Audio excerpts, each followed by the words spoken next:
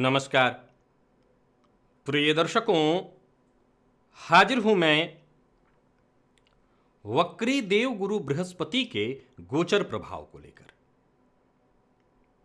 20 जून 2021 को देव गुरु बृहस्पति अपनी वर्तमान कुंभ राशि में ही गोचर करते हुए शतभिखा नक्षत्र में वक्र अवस्था को प्राप्त होंगे। ये वक्री काल पूरे 120 दिनों के लिए होगा। इस दौरान देवगुरु बृहस्पति शतभिखा नक्षत्र और पीछे चलते हुए धनिष्ठा नक्षत्र, जो कि मंगल का नक्षत्र है, में गोचर करेंगे। पूरे 120 दिनों का ये जो काल है, इसको जरा एक बार मैं आज आपको फिर से दोहरा दूं। प्रिय दर्शकों, देवगुरु के इस गोचर काल की चर्चा, बृहद चर्चा जारी है। कल हमने मेष, वृषभ, मिथुन, कर्क, सिंह और कन्या, इन 6 राशि के जातकों के लिए ये गोचर काल कैसा रहने वाला है, किस तरह का प्रभाव देगा और क्या उपाय करना चाहिए, इन सभी विषयों की हमने चर्चा की थी। आज 6 राशियों की हम चर्चा करेंगे, तुला, वृश्चिक, धनु, मकर, कुंभ और मीन। तो आइए पहले मैं कुछ बातें आपको बता दूं और इसके बाद हम तुला राशि की ओर बढ़ेंगे। 21 नवंबर 2021 को देवगुरु बृहस्पति मकर राशि से, ध्यान से सुनिएगा, मकर राशि से कुंभ में मार्गी अवस्था में आएंगे। इस दौरान देवगुरु बृहस्पति का जो गोचर हुआ है, देवगुरु बृहस्पति मकर राशि में थे। अप्रैल में इन्होंने परिवर्तन किया, कुंभ में आए और कुंभ से अब ये फिर मकर की ओर बढ़ना शुरू कर चुके हैं। 20 तारीख को जब ये वक्र होंगे तो धीरे धीरे वो मकर की ओर बढ़ेंगे। 14 सितंबर को देवगुरु बृहस्पति कुंभ से वक्र अवस्था में ही मकर राशि में प्रवेश कर जाएंगे। अब जो पूरे 120 दिन का ये काल है, इसमें 86 दिन ये कुंभ में रहेंगे और बाकी का जो समय बचेगा वो मकर में रहेंगे। उसमें भी 18 अक्टूबर तक देवगुरु बृहस्पति वक्र अवस्था में रहेंगे और इसके पश्चात मार्गी हो जाएंगे। ध्यान से समझिएगा, 18 अक्टूबर तक वक्र अवस्था में, इसके बाद मार्गी हो जाएंगे और वहां से और कुछ दिन 21 नवंबर को वो फिर से कुंभ में आएंगे। जैसा कि मैंने कहा, इस दौरान ये 2 नक्षत्र, शतभिखा जो कि राहु का नक्षत्र है और धनिष्ठा जो कि मंगल का नक्षत्र है, इन दोनों ही नक्षत्रों में ये गोचर करेंगे, जिसमें 20 जून से 20 जुलाई तक राहु के नक्षत्र में और इसके पश्चात बाकी का जो समय है ये मंगल के नक्षत्र में संचरण करेंगे, गोचर करेंगे। तो ये बात हो गई देवगुरु की, आप समझ लीजिए, इसे समझ लिया आपने। अब आइए गोचर की कुछ बातें आपको बता दूं। प्रिय दर्शकों, सबसे पहले तो मैं आपको ये बता दूं, यह राशिफल मैं आपके चंद्र राशि के आधार पर आपको बताने जा रहा हूं। यानी आपकी जन्म कुंडली में चंद्रमा जिस राशि में बैठे हैं वही आपकी जन्म राशि या चंद्र राशि है, उसी के आधार पर इस राशिफल को देखिए। प्रिय दर्शकों, गोचर सदैव जन्म कुंडली के आधार पर ही देखा जा सकेगा या जा सकता है, क्योंकि गोचर को समझाने के लिए मेरे पास सबसे सरल एक तर्क है और मैं हमेशा दिया करता हूं कि गोचर मौसम की तरह है। जैसे मौसम बदलते हैं वैसे गोचर में ग्रह। लेकिन जब एक बालक धरती पर जन्म लेता है, जैसे मैं आप, उस दौरान जो आकाश, वो जन्म कुंडली जो आपके पास है 12 भाव वाली, उस समय वो जो आकाश है वही हमारे जीवन में मूलतः इस शरीर में वो 5 तत्व जो है, उन 5 तत्वों को सीधा सीधा प्रभावित कर रही है। उसी 5 तत्वों से हम पूरी तरह प्रभावित हैं। अब गोचर में वही ग्रह जब परिवर्तित होते हैं, समझने की बात है कि कोई तत्व आपके अंदर बहुत बली अवस्था में है, गोचर में भी वो अगर बदलाव करेगा तो चूंकि ऑलरेडी वो तत्व आपके अंदर बहुत मजबूत है, तो उस तत्व के बदलाव का जो प्रभाव होगा वो कहीं ना कहीं आपके ऊपर अच्छा ही आएगा। लेकिन वो तत्व अगर आपके अंदर कमजोर हो तो उसके परिवर्तन का भी कोई बहुत अच्छा इफेक्ट आपके ऊपर नहीं पड़ सकेगा। वैसे ही मौसम के उदाहरण से आप समझिए कि एक ही मौसम, बारिश का मौसम कहते हैं बहुत आनंददायी होता है। जो अपने से संपन्न हैं वो इस मौसम का आनंद लेते हैं। जब वर्षा होती है तो कहीं ना कहीं अपने घर के शीशे से बाहर वो देखते हैं और इस मौसम का आनंद लेते हैं। लेकिन वही बारिश का मौसम एक गरीब के लिए जो रोड पर है बेहद कष्टदायी हो जाता है। तो मौसम तो दोनों के लिए एक ही था, लेकिन एक के लिए आनंददायी और एक के लिए कष्टदायी है। वैसे ही है गोचर। अगर जन्म कुंडली मजबूत है, यानी आप महल में बैठे हैं, तो निसंदेह आप बारिश का आनंद लेंगे। और अगर आप सड़क पर हैं, परेशानी में हैं, कष्ट में हैं, तो यह मौसम आपको दुखदायी होगा। लगेगा काश यह मौसम बदल जाए। चलिए चर्चा प्रारंभ करते हैं। आज राशियों के क्रम में 7वीं राशि और आज की पहली राशि तुला राशि के जातकों के लिए देवगुरु बृहस्पति का यह वक्र काल कैसा रहने वाला है, यह आप जान चुके हैं कि आपके चंद्र राशि के आधार पर है। अब आइए, देवगुरु बृहस्पति कुंभ राशि में, जो कि आपकी राशि से पंचम राशि है, में गोचर कर रहे हैं, वक्र अवस्था में होंगे। देवगुरु बृहस्पति पंचम में कारक होते हैं, लेकिन तुला राशि के जातकों के लिए सर्वाधिक अकारक ग्रह होते हैं। पंचम भाव में आपकी राशि से होना कोई विशेष सुखद तो नहीं कहते, लेकिन देवगुरु वहां के कारक हैं और वक्र अवस्था में ग्रह और बली हो जाता है और मजबूत हो जाता है, क्योंकि वो जहां बैठा है, चूंकि देवगुरु के पास 3 दृष्टियां हैं। जहां वो बैठते हैं वहां से 7वें घर को, 5वें को और 9वें को, 7वें को सभी ग्रह देखते हैं, 5वें और 9वें को ये विशेष दृष्टि से देखते हैं। और वक्री ग्रह जहां भी बैठे उससे एक घर आगे और एक घर पीछे और साथ साथ जिस भाव में बैठा है, इन तीनों भावों को प्रभावित कर देता है। तो इस हिसाब से देखें तो देवगुरु का वक्रत्व हासिल करना 6 भावों को प्रभावित करेगा। अब आपकी राशि से देवगुरु बृहस्पति जो कि पंचम भाव में वक्र अवस्था में होंगे, तो ये षष्ठ को, चतुर्थ को, पंचम को, नवम को, एकादश को और आपकी राशि को, इन 6 भावों को प्रभावित करेंगे। तो आपके व्यक्तित्व यानी आपकी राशि पर इनकी 9वीं दृष्टि होने से व्यक्तित्व पर जब भी ये दृष्टि डालेंगे तो उसमें भव्यता लाएंगे, लग्न चाहे कोई भी हो। तो निसंदेह आपके ज्ञान में वृद्धि कराने वाले, आपके व्यक्तित्व में भव्यता लाने वाले, और देवगुरु भाग्य के कारक हैं, भाग्य भाव पर इनकी दृष्टि पड़ेगी, फलस्वरूप भाग्य में ये वृद्धि कराने वाले होंगे। और लाभ के भी ये कारक हैं, धन के कारक हैं मूलतः, तो धन तभी होगा जब लाभ होगा। तो देवगुरु बृहस्पति लाभ पर दृष्टि डाल करके लाभ की स्थिति को मजबूत करेंगे। वर्तमान समय में तुला राशि के जातकों को शनि की ढैया चल रही है। ये समय आपके लिए बेहद अनुकूल है, ऐसा नहीं कहा जा सकता। शनि की ढैया के कारण मानसिक अशांति और परेशानी हो रही होगी।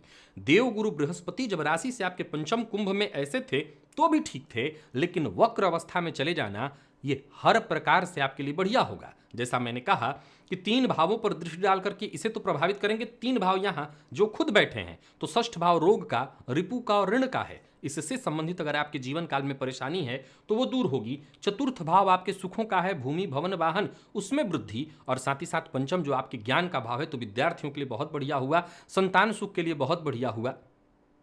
तो इन सभी चीजों का आपको सुख प्राप्त हो सकेगा। अर्थात तुला राशि के जातकों के लिए देवगुरु बृहस्पति का वक्र काल बेहद श्रेष्ठ होने जा रहा है। 120 दिन। यहां पर गौर करिए कि ये जो 14 सितंबर को मकर में जाएंगे, तो उस दौरान किस तरह की स्थिति होगी उसकी चर्चा हम बाद में करेंगे, आगे करेंगे।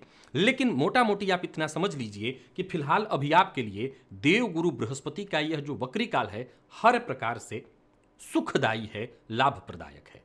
जैसा मैंने कहा आपके लिए कारक नहीं है, तो आपको अपनी जन्म कुंडली में देखना होगा कि देवगुरु बृहस्पति किस स्थिति में है।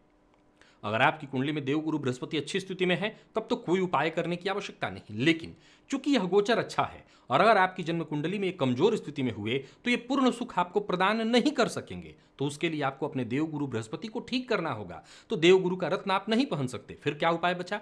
इसके लिए सबसे अच्छा उपाय है साधु, सन्यासी, ब्राह्मण, इनकी सेवा करना।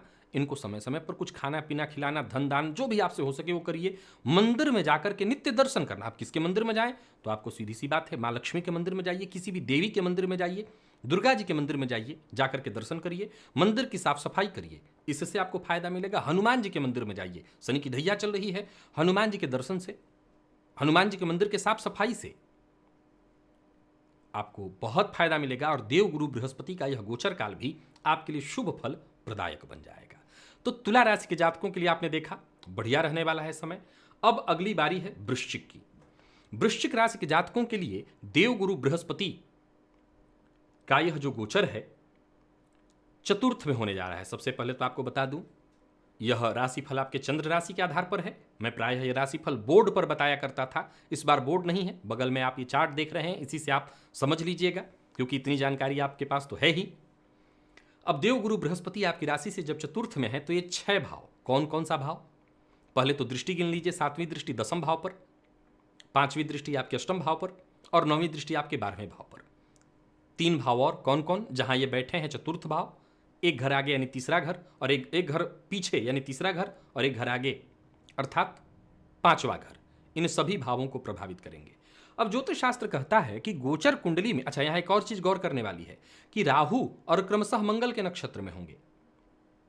चतुर्थ भाव में जब भी कोई ग्रह गोचर करता है तो कहीं ना कहीं थोड़ी परेशानी लाता है।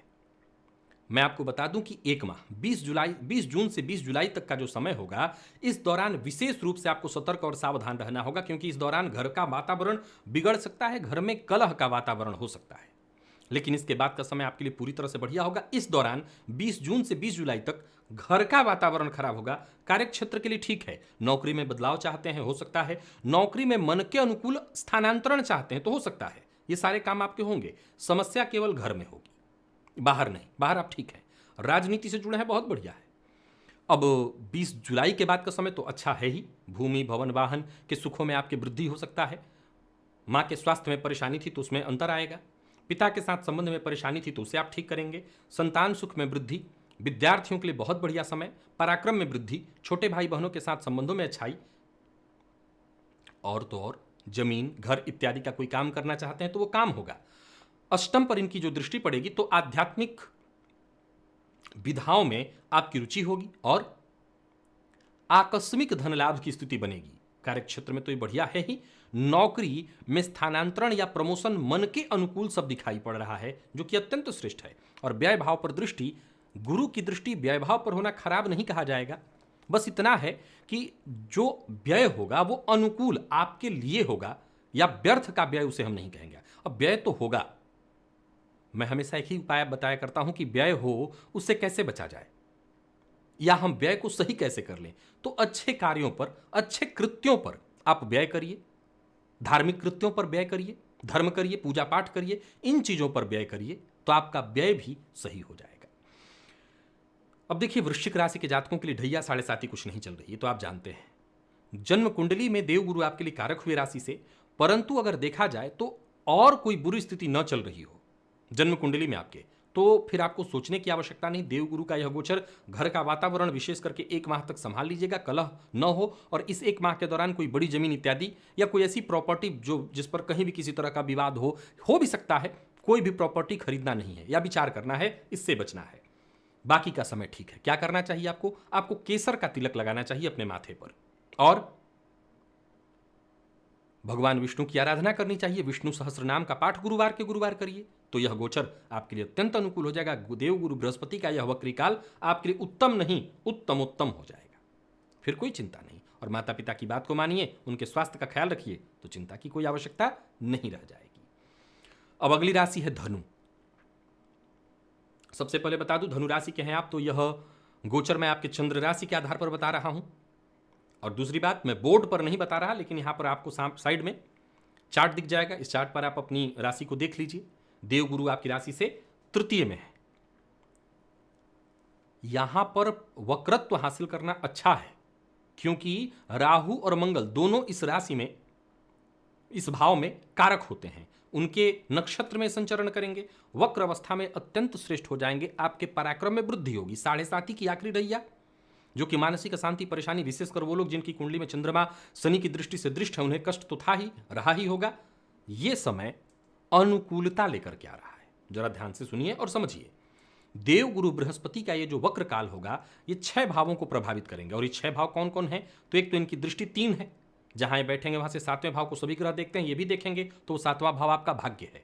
7वीं दृष्टि इनके भाग्य पर पड़ेगी आपके, 5वीं पड़ेगी आपके दाम्पत्य पर, आपके व्यापार पर, और 9वीं पड़ेगी कहां पर, तो आपके लाभ पर। ये सभी भाव आपके लिए बेहद बेहद ही आवश्यक भाव हैं। अब 3 भाव जिसमें जहां बैठे हैं उसको प्रभावित करेंगे, वो कौन कौन, तो एक तो तीसरा भाव जहां बैठे हैं आपकी राशि से, पीछे की राशि यानी आपकी राशि से दूसरा भाव धन भाव, सुख भाव, आगे की राशि। इस प्रकार से 6 भावों को देवगुरु बृहस्पति प्रभावित कर रहे हैं, और 6 के 6 भाव बेहद महत्वपूर्ण है, चाहे वो दाम्पत्य हो, चाहे वो भाग्य हो, चाहे वो लाभ हो, चाहे वो धन हो, चाहे वो सुख हो, चाहे वो पराक्रम हो। धनु राशि के जातकों के लिए कुंभ राशि में भी देवगुरु थे तो ठीक ही था। वक्रत्व काल तो अत्यंत श्रेष्ठ है, यूं समझ लीजिए कि शुभ नहीं बेहद शुभ है। आपके पराक्रम में वृद्धि तो भाग्य में वृद्धि, दाम्पत्य जीवन सुखद, व्यापार में ऊंचाई, नया व्यापार शुरू करना चाहते हैं तो कर सकते हैं। और ये सब जब करेंगे, भाग्य में जब वृद्धि होगी तो लाभ होगा ही होगा, लाभ होगा तो धन संचित होगा ही होगा, धन संचित होगा तो सुखों में वृद्धि होगी ही होगी। पराक्रम से ये सब कुछ हो जाएगा, भूमि भवन वाहन इन सभी सुखों में वृद्धि, ये सब एक दूसरे से जुड़ा हुआ है। तो धनु राशि के जातक हर प्रकार से ये मान करके चलें कि उनके लिए यह काल उत्तम नहीं, हर प्रकार से श्रेष्ठ है। कोई उपाय की भी आवश्यकता नहीं, आप चाहें तो कर सकते हैं। देवगुरु की स्थिति अपनी कुंडली में देखिए और एक पुखराज आप यहां पहन सकते हैं, या आप ऑलरेडी पहनते होंगे तो आप करिए। केसर का तिलक अपने माथे पर लगाइए, विष्णु सहस्त्र नाम का पाठ करिए, हो सके तो गुरुवार का व्रत करिए, गुरुवार के दिन एक चुटकी हल्दी जल में डालकर के स्नान करिए। कई बार लोग सोचते हैं केवल ये विवाह के लिए किया जाता है, नहीं, गुरु को बलवान करने के लिए हमेशा किया जा सकता है।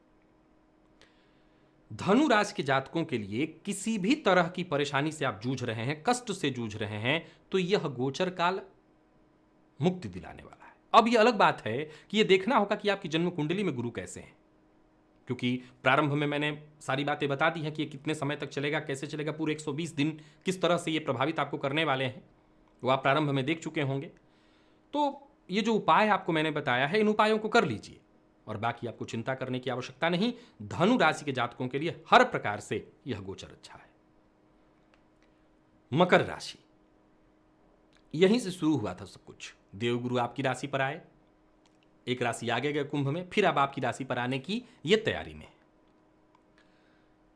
आपकी राशि से द्वितीय भाव में है, यहां दो नक्षत्रों में संचरण करेंगे, राहु और मंगल, और दोनों के दोनों वाणी को कड़वाहट भरा और द्व्यर्थी बोलने वाला बना देते हैं। देवगुरु कौन है? ज्ञान है। जरा ध्यान से सुनिएगा अगर आप मकर राशि के हैं। पहले तो मैं आपको यह बता दूं कि यह राशिफल मैं आपके चंद्र राशि के आधार पर आपको बता रहा हूं। अच्छा, 120 दिन का यह काल है। 20 जून को देवगुरु बृहस्पति वक्र अवस्था को प्राप्त हो रहे हैं। बाकी की जो जानकारियां हैं वो मैंने प्रारंभ में दे दी है, आप उसे देख लीजिएगा। एक और बात, यह राशिफल आप जान लिए चंद्र राशि के आधार पर है। दूसरा, मैं बोर्ड पर प्रायः बताया करता था, बोर्ड आपको यहीं साइड में दिखाई पड़ जाएगा, जो स्क्रीन पर बना हुआ है, इसी पर देख करके समझ लीजिए। अब आइए, मकर राशि के जातकों को वर्तमान में 7.5 की मध्य ढैया चल रही है। शनिदेव के वक्र काल को मैंने आपको समझा रखा है। श्रवण नक्षत्र में संचरण करें शनिदेव, फलस्वरूप मानसिक शांति परेशानी की चर्चा आपके सम्मुख हो चुकी है। अब देव गुरु बृहस्पति जो कि आपकी राशि से द्वितीय भाव में चल रहे हैं, दूसरा भाव जो है वो वाणी का है, खाने पीने का है। देवगुरु को पेट का कारक कहा गया है, ज्ञान का कारक कहा गया है। पंचम के कारक का जाकर के द्वितीय से संबंध बनाना, पंचम के कारक का जाकर के द्वितीय से संबंध बनाना है तो अच्छा, लेकिन परेशानियों को निमंत्रण देने वाला है। 6 पहले तो ये जान लीजिए कि भाव कौन कौन से हैं जिसको ये प्रभावित करने वाले हैं। ये जहां बैठे हैं वहां से अपनी 5वीं दृष्टि डालेंगे आपके रोग रिपु ऋण पर, 8वीं दृष्टि आपके आयु पर अष्टम भाव पर, और 9वीं दृष्टि आपके कर्म भाव पर। महत्वपूर्ण रहा। अब 3 भाव उसको प्रभावित करेंगे जहां बैठे हैं धन को, आपके लग्न को और आपके पराक्रम को। लग्न तो प्रभावित हो ही जाएगा, लग्न अर्थात आपका व्यक्तित्व, वो तो प्रभावित हो ही जाएगा। क्यों? देव गुरु आपकी राशि से द्वितीय ज्ञान में संचरण कर रहे हैं और उसमें भी वक्रत्व हासिल करेंगे। तो वाणी पर नियंत्रण नहीं रखा तो लग्न थोड़ा ज्यादा प्रभावित हो जाएगा। तो सबसे पहले तो मकर राशि के जातकों को मैं आगाह करना चाहता हूं, वाणी पर नियंत्रण रखना होगा। जो भी बोलिए सोच समझ करके बोलिए, द्व्यर्थी भाषा का प्रयोग मत करिए, कड़वी वाणी का प्रयोग मत करिए, कुटुंबी जनों का अपमान मत करिए, अपने बड़े बुजुर्गों का अनादर मत करिए। रोग रिपु ऋण इससे जूझ रहे हैं तो राहत मिलेगा। कार्य क्षेत्र में परेशानी चल रही थी तो राहत मिलेगा। अष्टम पर दृष्टि, आध्यात्मिक ज्ञान में वृद्धि, धन संचयन के लिए भी ठीक ठाक होता है, परंतु वो तभी होगा जब आप वाणी पर नियंत्रण रखें और आपके व्यक्तित्व को भी कहीं, हालांकि वो नीच राशि इनकी बनती है, फिर भी अपना प्रभाव देंगे और आपके व्यक्तित्व को भी मजबूत करने का काम करेंगे। और ये सब क्यों होगा? क्योंकि ये पराक्रम को भी बल देंगे। तो मूल ये बल देंगे आपकी वाणी को, आपके ज्ञान को, आपकी बुद्धिमत्ता को। और इसको आपने अगर संभाल लिया, क्योंकि हमेशा याद रखिए कि वाणी, ज्ञान, विद्या, बुद्धिमत्ता, इसको संभालना कोई आसान बात नहीं है। कई बार लोग इसके आवेग में बह जाते हैं कई बार ज्ञान का जो आवेग होता है व्यक्ति को बहा देता है। देव गुरु का ये जो प्रभाव है वो इतना अद्भुत होने वाला है आपके ऊपर कि अगर बहे तो मुश्किल में पड़ेंगे, और अगर आपने संभाल लिया तो चिंता की कोई आवश्यकता ही नहीं। तब मकर राशि के जातकों के लिए देव गुरु का यह गोचर अच्छा हो जाएगा। जहां ये धन दिलाएंगे वहीं ऋण से मुक्ति दिलाएंगे, रोग से मुक्ति दिलाएंगे, कार्य क्षेत्र में जो समस्या चल रही थी वो दूर कराएंगे, नौकरी नहीं थी तो नौकरी दिलाएंगे, पार्ट टाइम जॉब के लिए प्रयत्नशील थे तो वो सफलता मिलेगी, विदेश जाने के लिए प्रयत्नशील थे तो वो काम बनेगा, सदा के लिए विदेश जाकर के बसना चाहते हैं तो वो काम बनेगा। हर तरह से बढ़िया होगा आपके लिए, लेकिन नियंत्रण आपको खुद पर रखना होगा। जन्म कुंडली को देखिए अपने और देखिए कि देव गुरु बृहस्पति किस स्थिति में है। कुछ उपाय आपको करना होगा। पहले तो विष्णु सहस्त्र नाम का पाठ गुरुवार के गुरुवार, और हल्दी की 7 गांठ गुरुवार के दिन मंदिर में जाकर के दान करिए, या पका केला जरूरतमंदों में, गरीबों में बांट दीजिए। ब्राह्मण को दान करना ज्यादा अच्छा है, तो पका केला ब्राह्मण को दीजिए या जरूरतमंदों को दे दीजिए, इससे आपको फायदा मिलेगा। तो मकर राशि के जातक इन सभी उपायों का पालन करें और इस गोचर काल का बेहतर लाभ उठा सकते हैं। कुंभ के लिए देखा जाए तो यह वक्री काल आपकी राशि पर ही होने जा रहा है। अब सीधी सी बात है, देवगुरु आपकी राशि पर है और राशि पर इनका होना है, दिग्बल इनको प्राप्त होता है पूर्व में। यहां ध्यान रखिएगा, ये चंद्र कुंडली है। मैं बार बार कहूंगा, सबसे पहले बता दूं, अगर आप कुंभ राशि के हैं तो आपके चंद्र राशि के आधार पर मैं इस राशि फल को बता रहा हूं। सबसे पहले तो मैं आपको बता दूं कि देवगुरु बृहस्पति का गोचर है। मैं बृहद चर्चा करता था बोर्ड पर, आपको साइड में स्क्रीन में जो दिखाई पड़ रहा है इसी बोर्ड को मान लेना, इसी पर बोर्ड मान करके आप इसको समझिए। प्रारंभ में ही मैं बता चुका हूं कि देवगुरु का ये 120 दिनों का वक्रकाल कैसे कैसे होगा। इस दौरान ये 2 नक्षत्रों में संचरण करेंगे, मंगल और राहु। इसमें राहु और राहु से फिर मंगल पीछे की तरफ बढ़ेंगे। ये दोनों ग्रह अगर देखा जाए तो मंगल के अंदर धैर्य की कमी और राहु के अंदर भी कहीं ना कहीं क्रोध, ये आपकी राशि पर जब ये गोचर कर रहे हैं और उसमें भी वक्रत अवस्था को प्राप्त होंगे तो 6 भावों को प्रभावित करेंगे, व्यय को, धन को, आपकी राशि को, साथ ही साथ पंचम को, सप्तम को और नवम को। तो पंचम भी बहुत महत्वपूर्ण, सप्तम भी बहुत महत्वपूर्ण और नवम भी बहुत महत्वपूर्ण है।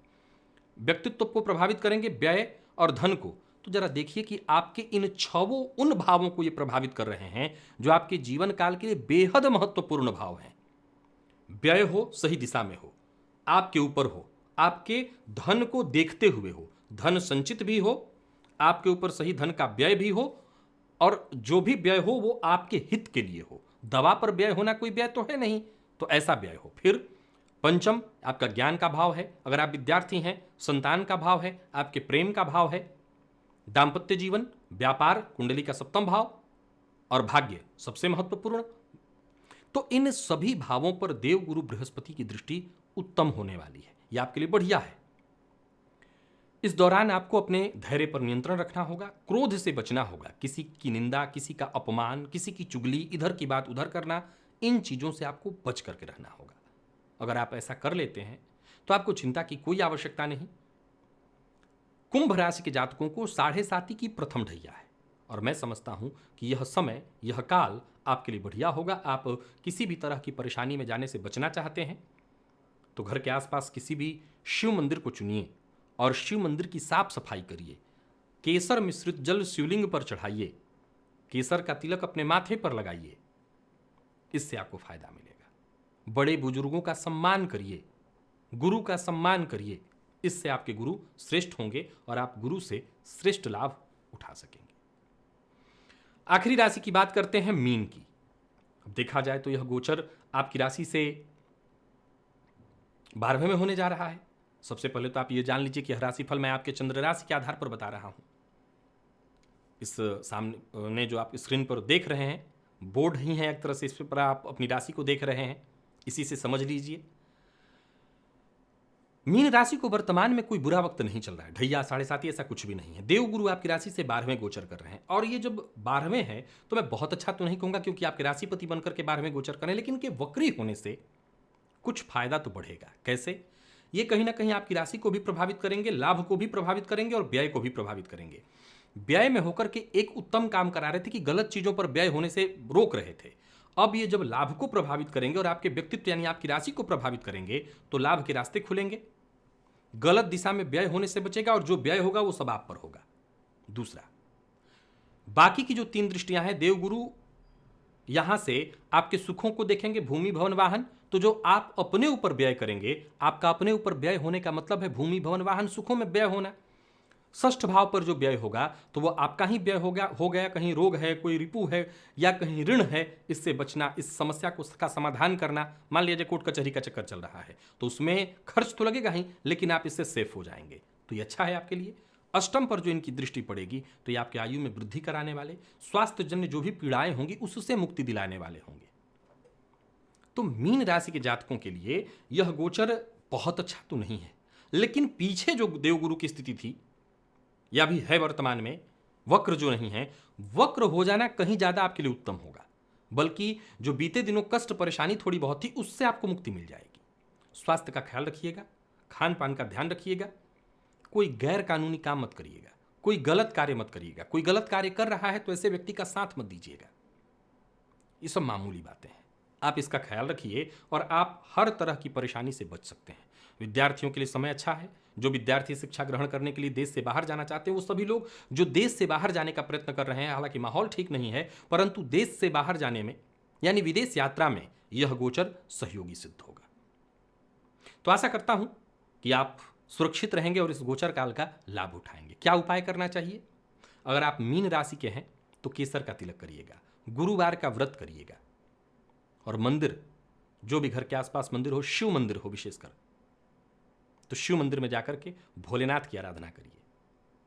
फिर देखिए यह काल, यह समय आपके लिए हर प्रकार से बढ़िया हो जाएगा, कोई चिंता करने की आवश्यकता नहीं। तो प्रिय दर्शकों, आज हमारी ये बृहद चर्चा पूरी हुई। फिर से देवगुरु बृहस्पति 14 सितंबर को वक्र अवस्था में मकर में जब पहुंचेंगे, वो वहां से कैसा प्रभाव आपको देंगे इसकी चर्चा लेकर के उस समय मैं उपस्थित होऊंगा। तब तक के लिए देवगुरु बृहस्पति के इस गोचर का आप लाभ उठाइए। जो उपाय मैंने बताया है वो करके आप इस समय का श्रेष्ठ लाभ उठा सकेंगे। तो आज के लिए बस इतना ही, इजाजत दीजिए, पुनः मुलाकात होगी। तब तक के लिए नमस्कार।